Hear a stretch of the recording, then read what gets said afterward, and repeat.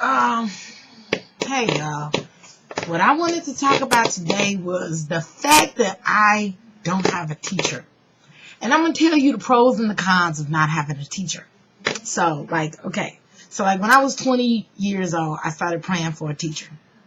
I started praying, God send me a teacher. I need somebody that's going to teach me the truth and teach me things. And since then, I have learned a lot of things, but I've never had one specific teacher.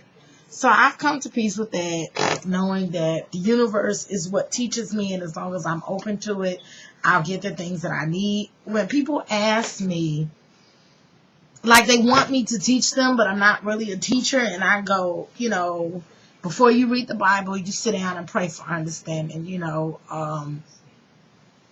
ask for what you want. And I ask to be taught, and I'm taught, but it's so breezy. It's like the wind. If the wind blows this way, the wind blows that way, a jewel drops in my lap, a piece of information drops in my lap. Sometimes I get the energy to seek it out and actually pursue it. The internet is such a great tool because of, I read books, lots of books, retain lots of information. But, the books come and go. I hand them to people. And I had read a book called The Keys of Enoch by J.J. Hurtak. He wrote it in 1977 or 1976. I read it in the 90s, but, I lost the book right when I was going to do, a step-by-step YouTube. I was going to make videos to break down the analysis of the book, which is a very complicated book. J.J. Hurtak had a spiritual experience, a revelation, just like St. John in the book of Revelations. But he met with Metatron, Melchizedek. Melchizedek is in the Bible. He had a vision that he met with Melchizedek, and Melchizedek gave him the keys of Enoch, which is basically the grid plan for the universe.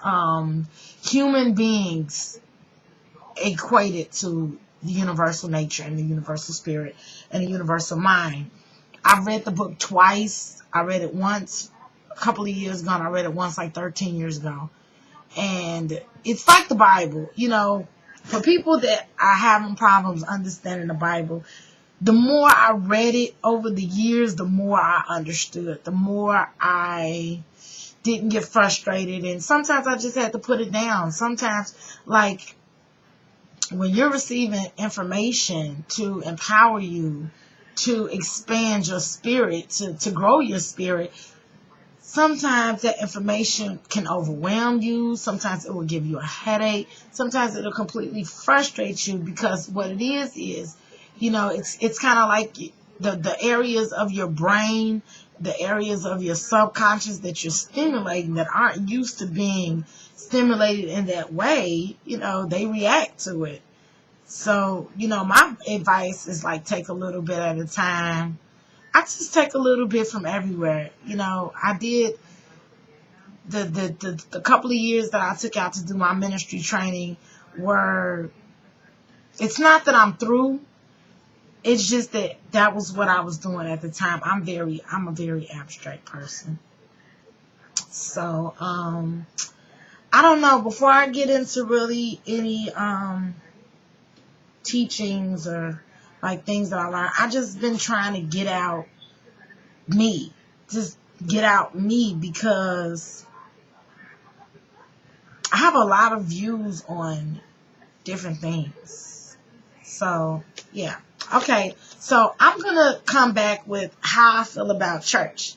And this is an update video for people that have been following my journey of self-discovery and exploration and church and religion and all those things. I'm going to come back with an update video because I have some things on my mind that I really want to share. So I'll be right back.